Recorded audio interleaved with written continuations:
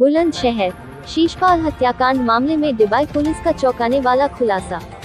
मृतक के चाचा ने ही 2 लाख की सुपारी देकर कराई थी शीशपाल की हत्या। पूर्व में नशे की हालत में चचेरी बहन को गलत नियत से पकड़ चुका था शीशपाल। घटना का विरोध करने पर चाचा रामेश्वर की भी शीशपाल ने की थी पिटाई। रामेश्वर ने 2 लाख में कॉन्ट्रैक्ट देकर शैलेंद्र, विवेक व पुष्पेंद्र से कराई शीशपाल की हत्या। शूटर शैलेंद्र लड़की बनकर मृतक शीशपाल से करता था व्हाट्सएप चैट। 7 नवंबर को चैट के माध्यम से मुलाकात के बहाने ईंट के भट्टे पर बुलाकर की गई हत्या। डिबाई के जलालपुर जट में हुई थी वारदात। डिबाई पुलिस व SWAT टीम देहात ने किया खुलासा। असलम खान की खास रिपोर्ट। 7 तारीख की रात को थाना डिबाई के जलालपुर गांव में एक ईंट भट्टे के पास एक बॉडी मिली थी, जिसकी शिनाख्त शीशपाल के रूप में हुई थी। ये बाहर काम करता था सेल्समैनी का।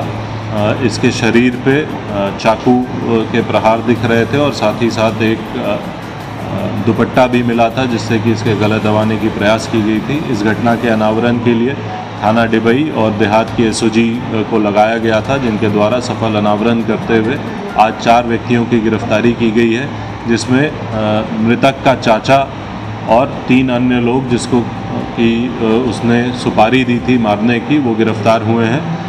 पूछताछ में ये बात प्रकाश में आई कि जो मृतक है वो अपने घर वालों से काफ़ी लड़ाई झगड़ा करते रहता था, बदतमीज़ी करता था और एक बार इसने अपनी बहन के साथ भी अश्लीलता की थी, जिससे घर वाले परेशान थे।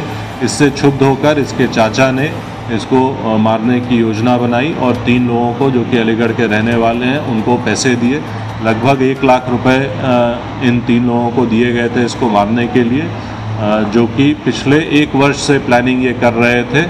और 7 तारीख को जब इनको मौका लगा तब इन्होंने इसकी हत्या कर दी। उस समय इनको 40,000 रुपये दिए गए। उस 40,000 में से 12,000 रुपये घटना में प्रयुक्त चाकू और मृतक का मोबाइल फ़ोन, जिसको कि जलाकर साक्ष्य मिटाने का प्रयास किया गया था, वो इनके पास से बरामद हुआ है। इन चारों अभियुक्तों को पूछताछ के आधार पर न्यायिक अभिरक्षा में भेजा जा रहा है।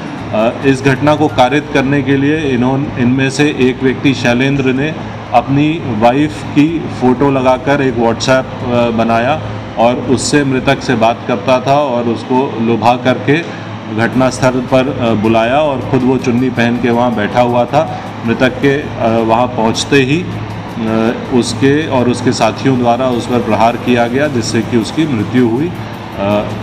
इस पूछताछ के आधार पर, अन्य साक्ष्य संकलन के आधार पर इन सभी अभियुक्तों को न्यायिक अभिरक्षा में प्रस्तुत किया जा रहा है। सर, क्या ये लोग प्रोफेशनल किलर्स हैं?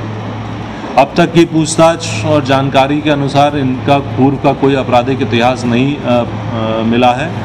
जो अभी बात सामने आई है वो ये है कि इनको पैसों की आवश्यकता थी।